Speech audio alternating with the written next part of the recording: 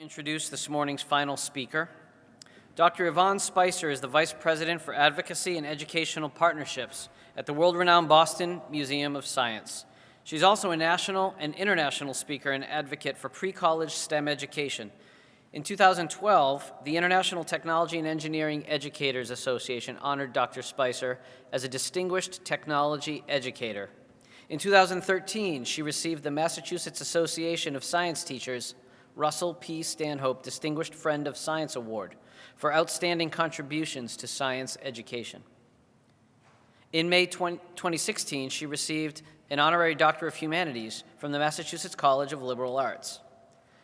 Yvonne is concerned with how many children in the United States are shut out of technology and engineering, and she's committed to improving opportunities for females and students of color in science, technology, engineering, and mathematics fields.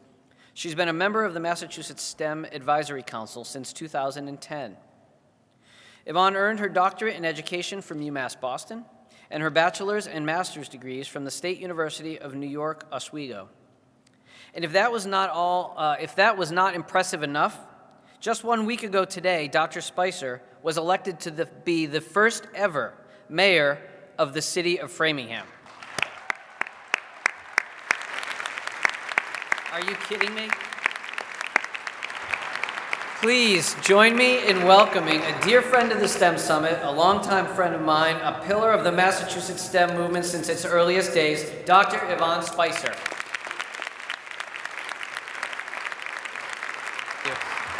There you go. Good morning. Yes, 1 week ago, I was at the various polls in Framingham and hoping for the best, and my community spoke loud and spoke clearly. I'm grateful to Framingham for recognizing and honoring me with the privilege of being the first mayor, and I intend to serve them well. And I said, okay, I have to shift gears back into my day job, which is, of course, at the heart and soul of a lot of what we do in STEM education. And you know, I can say to you, with this whole campaign and election, and I'll share this one quick story before I get into the presentation. It takes me back to when I was 6 years old, and I remember being in my first grade class, and Mrs. Glutman, our first grade teacher, and she told us a congresswoman was coming to visit us today. And I said, oh my goodness, I was very excited. I was like, ooh, a congresswoman. And so all of us were waiting anxiously for this woman to arrive. And when she did, we asked her, you know, what does a congresswoman do? And she said, well, I help people. I make things better for you all in the community.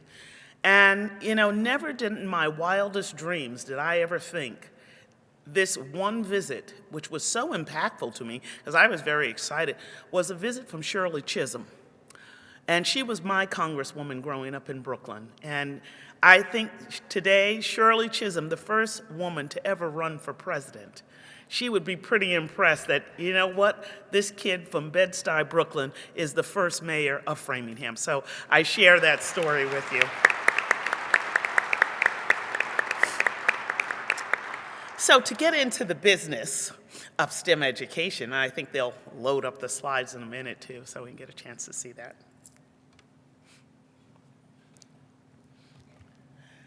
I'm going to move through this quickly because I know I stand between you and your next session here, so I am going to be able to move fairly quickly. One of the things that we have to be consciously aware of is making sure, how do we keep our children motivated and progressing throughout life? And also looking at what has happened around STEM education, because I always think it's so important to look at where we've been to really get a perspective of where we still need to go. And these are all of the initiatives that have happened not only here in Massachusetts, but around the country in STEM education. And I'm pretty proud to say I've been a part of each and every one of them. And so that's the thing that I look at is the journey that we've been on. But we have an issue, and it starts, and I would look at this pipeline, and I'm a very visual learner. Some of you know I was a former director of a career and technical school, so I think about things in terms of visuals. And if you look at the graph, you can see that our pipeline is getting much smaller as we go on. And this is just looking at ninth graders. We start with about 4 million students, and then you start to progress through this pipeline. Who actually graduates from high school? You have 2.8, 1.9 have college plans. Only 1.3 are college ready. 278 are actually thinking of majoring in STEM. And at the end of the pipeline, only 167,000 actually graduate. So what we have is a pipeline issue, which I say starts, this graph is only showing you high school, but I think it starts much earlier, and we need to be paying attention to that. And as I start to think about how do we build bridges, this is some startling statistics, because at the end of the day, as much work as we've done in STEM over the last few years, the needle has not moved that far, particularly of children of color. And we have to be much more conscious and deliberate in our efforts to do so. And I'll just read one statistic. You know, thinking about AP courses, of the AP courses that are taught, Latino students have not been as involved. Then you start to look at African American students. 18% of African American and 23% of the Latino high school students reach proficiency in chemistry. We know that these are gatekeepers. These are gatekeepers for careers in STEM. And if our children, and particularly children of color, are not even getting to the gate, there's no way they can get over the bar. We've got to raise the bar and keep it moving. And when I think about girls and the whole graph about gender equity and where girls, and I'll particularly focus on this one, 57% of girls aged 14 to 17 believe they have to work harder to be taken seriously in STEM careers. And that is one of the reasons that also say, I'm not doing that. I don't want to feel like I have to be under the microscope at all times. I think things have gotten better for girls, but I also think things need to still be focused on women in science. I was at the Women in Science event yesterday hosted by the museum, but looking around that room, even though there are more women succeeding, there still is not parity with women of color. And that's one of the things, and I will caution you sometimes when someone says, you know, use statistics and they say women and minorities. I ask myself, which one shall I choose? Which hat can I get to wear? So it's very important to disaggregate the data so it's reflecting all people. And that's sometimes where it gets a little skewed. I had the good fortune of meeting one of the first Latina astronauts ever, Dr. Ellen Ochoa. And I tell you, I was awestruck. I thought when I met Mae Jemison, it was over. But when I met her, I was like, I covered both ends. And both of these women are role models for particularly children of color, girls of color, but also all young men and young white women, that these are women that can be beacons of light. Utilize them. And so I look at this issue, it certainly is global. You know, when we think about STEM education, we think about us here in Massachusetts, and we're fortunate in this quadrant of the United States to have great resources, especially as it relates to STEM education. This is not the picture around the state, around the country, or in other countries. But I also know other countries are eager to get their workforce moving. You know, I had the good fortune of traveling to Belfast, Ireland on several occasions, and I think about my first trip to Belfast, where I kind of felt a little uneasy. I felt like I had to pick and roll in a minute here. You know, you never know when something was going to pop off here. But my next trip, when I went a few years later, I was astonished at the way in which they were moving the needle for STEM education. And I was invited to speak at a master class. And it wasn't just one day. It was an entire week of STEM throughout the entire country. I was amazed and so impressed with the progress they're making. So, you know, that's the other thing, is making sure our children understand this is a global phenomenon and they need to be focused. So as I think about, you know, some of the issues around jobs, economic recovery in our state, but also around the country. If we really look at STEM jobs, we know that they are in high demand. We know that our employees are saying we don't have enough people to fill the slots. And it goes back to us building our pipeline. And that's why I love the business of education. You as teachers get to set the course for our children. And I love the fact that I get a chance to do everything in my power to support you in that initiative. So we have to be building that pipeline. We have to be working closely to make sure that we're able to fill those pipeline jobs. I love the fact that celebrities are getting involved.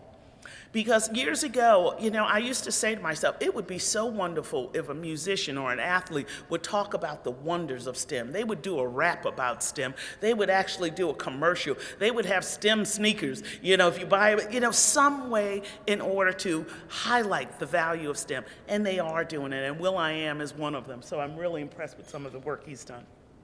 So when we think about the way in which we shift the paradigm, this is what our children think about STEM careers.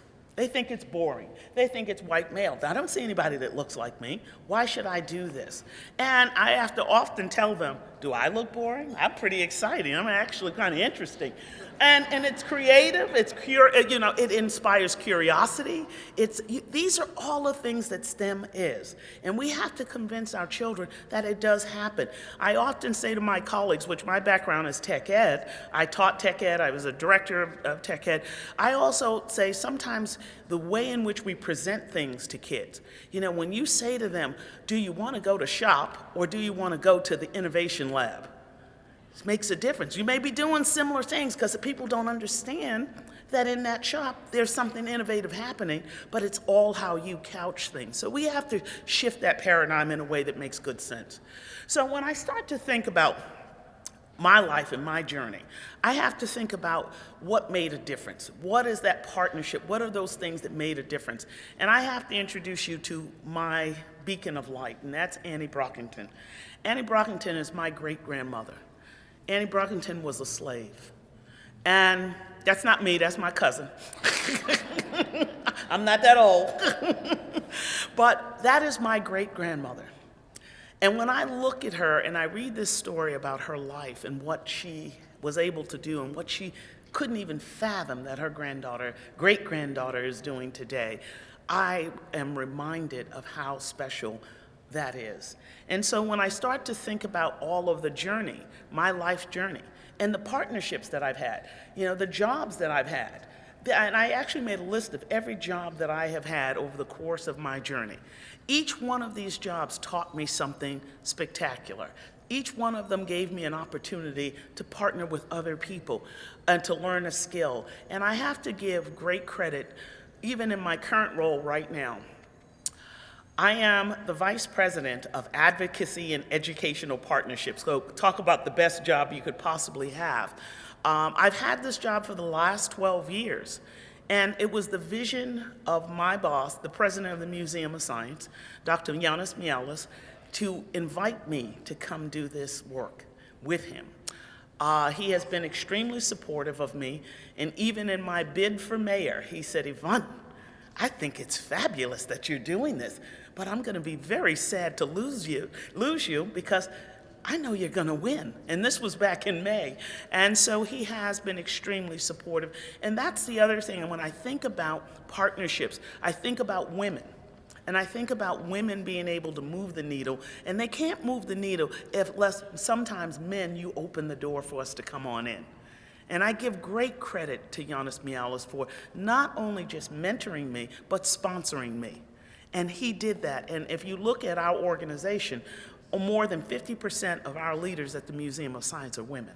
So he is a testament. So I invite other men to think about, look around your boardroom. If it doesn't reflect our society, if it doesn't reflect women or people of color, you might have some work to do.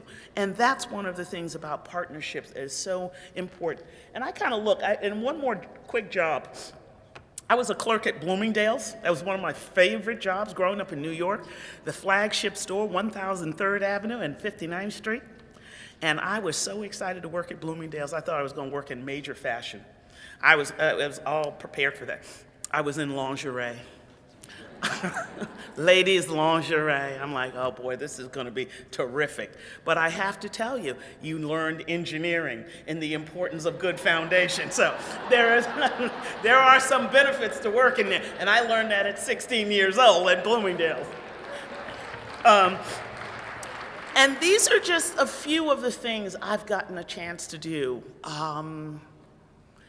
Someone asked me the other day, Dr. Spice, what do you think is next for you? I said, I have no idea, but I'm open and receptive, because the reality is I've learned never put limits on me and never put limits on what I can do. And through partnership with other people, we can do so many incredible things. And so, I do think we can do better. I do think we have partners. Joe Kennedy is on board. I saw him yesterday, big congratulation hug for me. I also think that we need to keep the needle moving for our children. We need to keep teaching them to have a taste of science and engineering, to see things very differently. And when I think of my organization, Museum of Science, we're constantly reinventing ourselves. Design and engineering is right on the floor of the museum. This is the most interactive part of our museum, is having people come on the floor and create and build and design. And thinking about what we do as an organization in terms of creativity, but also thinking about curriculum. Because we feel at the end of the day, if teachers have the right tools, they can do the job. I believe in teachers and always have and always will. And that's one of the reasons why we focus heavily on teacher professional development, but also offering curriculum. And this is pretty much the cycle we use to create a lot of our curriculum. And many of you are familiar with some of our curriculum programs, and particularly our EIE program. By the way, our EIE team does have a booth inside the exhibit halls, so please feel free to stop by. We're doing incredible work. We've expanded. We're moving to pre-K curriculum. We're doing computer science curriculum. We have after-school programs. So we are trying our best to capture every angle we can as it relates to STEM education. And I do invite you to meet some of my colleagues that are in the exhibit halls. And one of the things in which I'm very proud of, and this is a program that I actually have led and I actually co-founded, because I said at the end of the day, you can have great teachers that are doing wonderful things in their classroom, but what happens to that teacher when they leave that district? What happens to that program? And that's my Gateway program. We have served over 700 teachers across this country, actually across the Massachusetts and beyond. I've worked with Maine, New Hampshire, Texas, and it has been amazing. It's about building leadership. And it's about building that leadership across the board, because it's great that it's happening in one grade level, but we need to make sure that it's systemic and it's supported by the administration. So that's why you can't participate in Gateway unless you come as a district team with an administrator on your team. And if you're a Gateway district, raise your hand and wave high. I know you're in here. There's a few of you in here. I did see it. There's my Gateway district, so I love it. And as I start to think about, the ways in which we build partnerships, it's really important that we start to look at broadening our definition of STEM, and also not just thinking technology, but also how does it work together, or not just thinking science and math, because sometimes we have a STEM school, and I said, what do you do? Oh, we have double period of science, we have double period in math. Well, that's not STEM. Not STEM. And then STEAM. And those that feel like, oh, what about the A, Dr. Spicer? You never talk about the A. Well, you can't do STEM without the A. You can't do STEM without STEAM. So it's an integral part. And no matter how you connect it, make sure you're connecting all of the dots. Make sure your students understand that there's a reason they learn science. There's a reason they learn math. It has a purpose.